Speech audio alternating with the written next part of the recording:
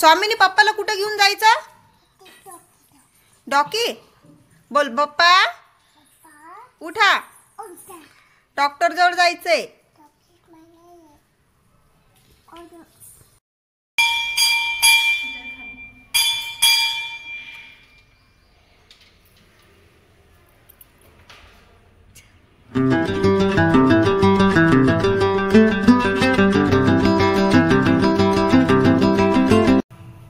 श्री स्वामी समर्थ. नमस्कार. कसे आहे तुम्ही सर्व? मजेत ना? आणि मजेतच असू द्या. आणखी एका न्यू व्लॉग मध्ये तुमच्या सर्वांचे खूप खूप स्वागत आहे.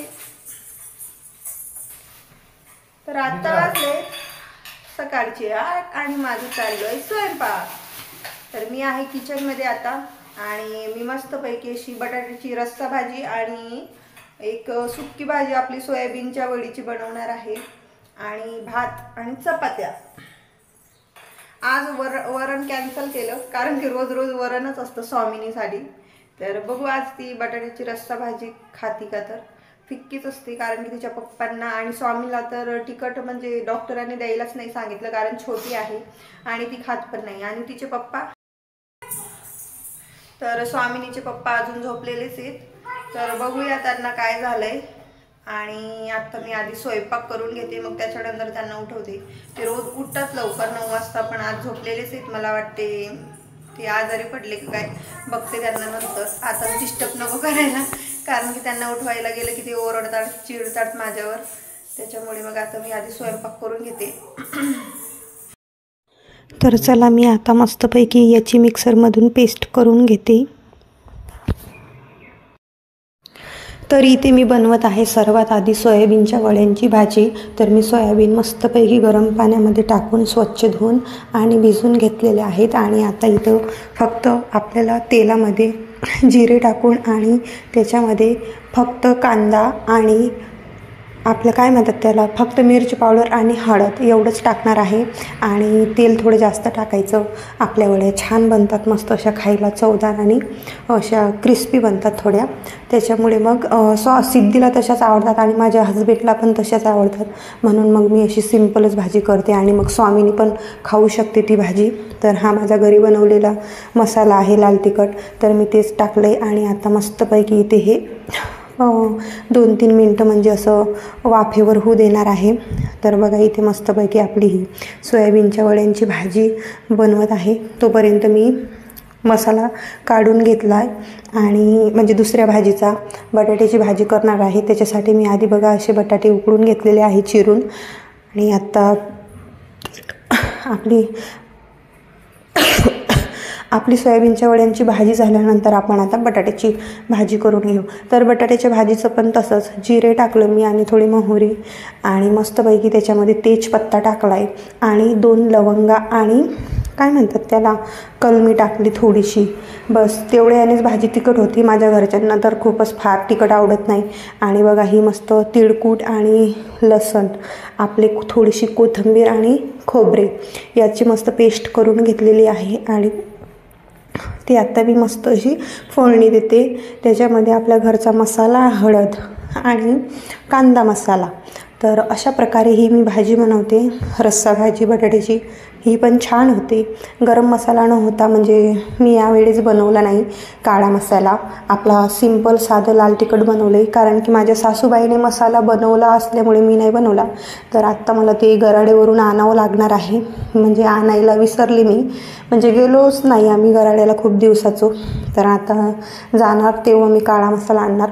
तर मग मी असंच आपले खडे मसाले टाकून भाजी बनवते, तर त्याने पण भाजी छान बनते. तुम्ही पण एखाद्या वेळेस ट्राय करून बघा, तुम्हाला पण आवडेल. आणि त्याच्यामध्ये कांदा मसाला पण टाकला आहे मी आणि त्याने पण भाजीला चव येते. तर अशा प्रकारे मी माझी भाजी बनवते. आणि थोडीशी वरून कोथिंबीर चिरून टाकायची असते. आणि पीठ तर मी मळून ठेवलं होतं सकाळीच. आणि म्हणजे कसं आहे, पीठ मळून ठेवलं ना तर ते आपलं पीठ छानपैकी असं मुरतं. तर भाजीला मस्तपैकी उकळी आलेली आहे. आणि आत्ता मी घेते चपात्या करायला. इथे मी कुकरला लावला आहे भात स्वामिनीसाठी, भात भाजी खाईल ती. आता आपलं पीठ चांगलं मस्त असं मऊसूत झालेलं आहे, मळलेलं.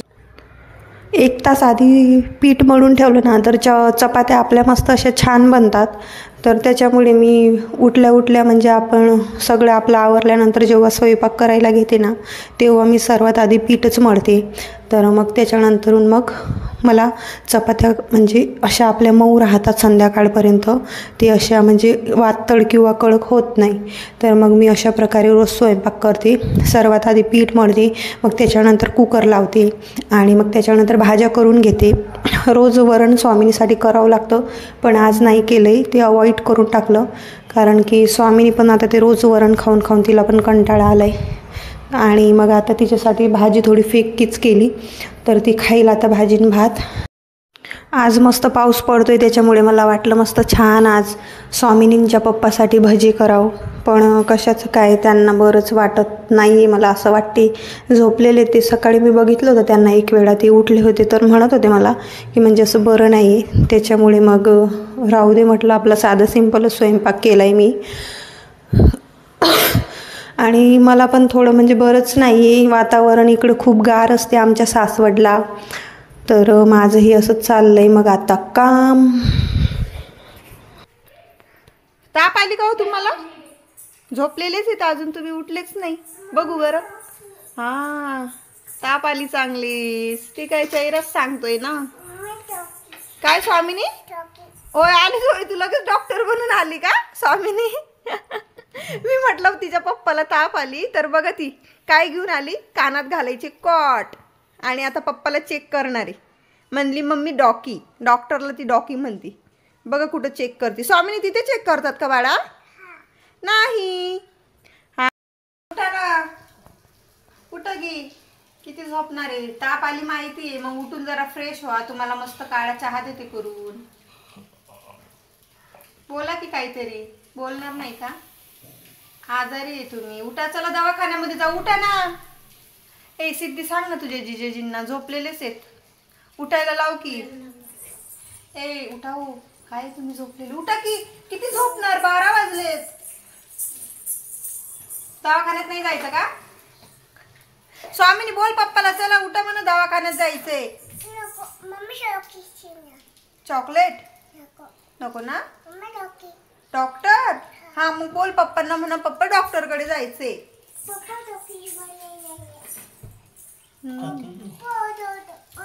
पप्पा उठ उठ. स्वामिनी रडते.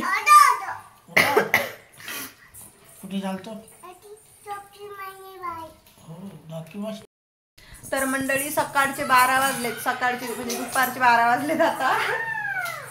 आणि झोपलेलेच आहे ते, आजारी झाले. यांना सर्दी आणि ताप झालाय.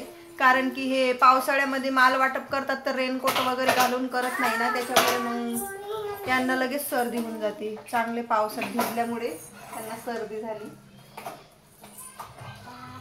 तर त्यांना म्हणते उठा उठा, दवाखान्यामध्ये जायचंय. तर माणूस काही उठा ना. लय भारी वाटते त्यांना आजारी पडल्यावर. घरच्या घरी ट्रीटमेंट असते त्यांची, दवाखान्यामध्ये वगैरे नाही जायचं. कारण की आता मेडिकल म्हटल्यावर त्यांना सगळं कळतो. पण तुम्ही सांगा मला, आपण आपल्या मनाने घ्यायच्या का स्वतःच्या गोळ्या वगैरे? दवाखान्यामध्ये पण जायला पाहिजे ना एखाद्या वेळेस. त्यांना म्हणते की दवाखान्यामध्ये जाऊन या, तर ते पण ऐकत नाही. उठा की हो, जा दवाखान्यामध्ये. चला तुम्हाला काळा चहा देते करून. उठा चला. हो उठा ना, काळा चहा देते करून. चला. पाऊस येतोय मस्त छान. सकाळपासून पाऊस चालू आहे, मुसळधार पाऊस सांगितलेलाच आहे. तर आज सकाळपासून मस्त पाऊस येतोय. वातावरण पण भारी आहे. मला आवडतं पावसाळा, पण घरामध्येच राहून आवडतं, बाहेर नाही जाऊशी वाटत. तर स्वयंपाक वगैरे झालाय. त्यांना म्हटलं उठा, जेवण वगैरे करा. चहा देते आधी करून, जेवण करा, दवाखान्यामध्ये जावा. तर काही ऐकतच नाही ती.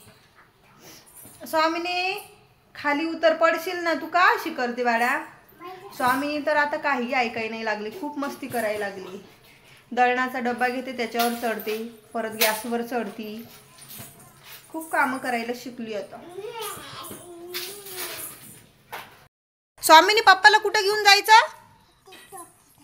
डॉकी बोल. पप्पा उठा, डॉक्टर जवळ जायचंय.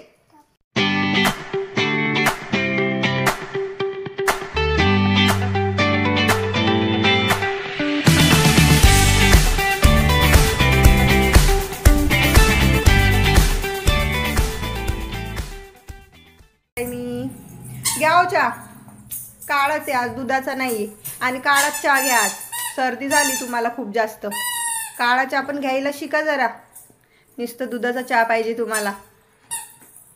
काळा तर कधीच घेत नाहीत ती चहा. त्यांना म्हटलं अद्रकचा चहा घ्या आज. बघा कसे झाले ते. हालत खूप खराब झाली माझ्या नवऱ्याची.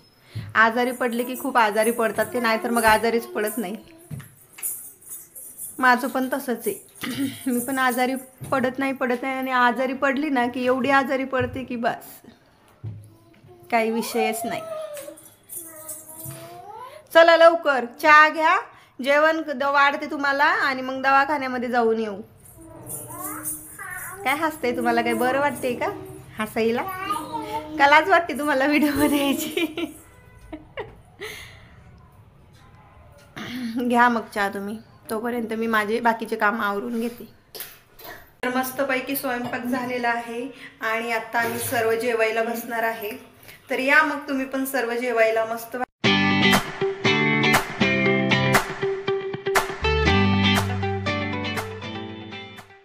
तर इथे आम्ही वटेश्वराच्या मंदिरामध्ये आलो दोघे दर्शनासाठी, कारण की दवाखाना याच रोडला लागतो आणि परत आम्ही म्हणजे सोमवारी आमच्या कुलदेवाच्या दर्शनाला येत असतो. महादेवच आमचे कुलदेव आहेत, तर आम्ही दर सोमवारी महादेवांच्या दर्शनाला येत असतो. तर हे सासवडमधील प्रसिद्ध वटेश्वरांचं मंदिर आहे. तर खूप प्रसिद्ध मंदिर आहे आणि खूप छान आहे आणि याला आणखी इथे छान बनवत आहे. आता या मंदिराचं सध्या काम चालू आहे. इथे व्हिडिओ काढण्यास मनाई आहे, पण मी त्यांना रिक्वेस्ट केली आणि मग त्यांनी मला व्हिडिओ शूट करू दिला. तर बघा खूप छान म्हणजे असं हे मंदिर आहे आणि खूपच प्रसन्न वाटते इथे आल्यानंतर. तर आम्ही सोमवारी इथे येत असतो दर्शनासाठी. तर इथे छानपैकी आमचे मस्त दर्शन झाले, गर्दी वगैरे नव्हती. आणि आत्ता मी निघाले स्वामिनीच्या पप्पांना घेऊन दवाखान्यामध्ये आणि मग त्याच्यानंतर घरी जाऊया. तर ठीक आहे, आजच्या व्लॉगमध्ये एवढंच. आणि माझे जर व्लॉग तुम्हाला आवडत असतील तर प्लीज माझ्या चॅनलला सबस्क्राईब करा आणि बेल आयकॉनवर प्रेस करा. आणि तोपर्यंत तुम्ही तुमच्या स्वतःची काळजी घ्या. भेटूया लवकरच नेक्स्ट व्लॉगमध्ये. Bye bye.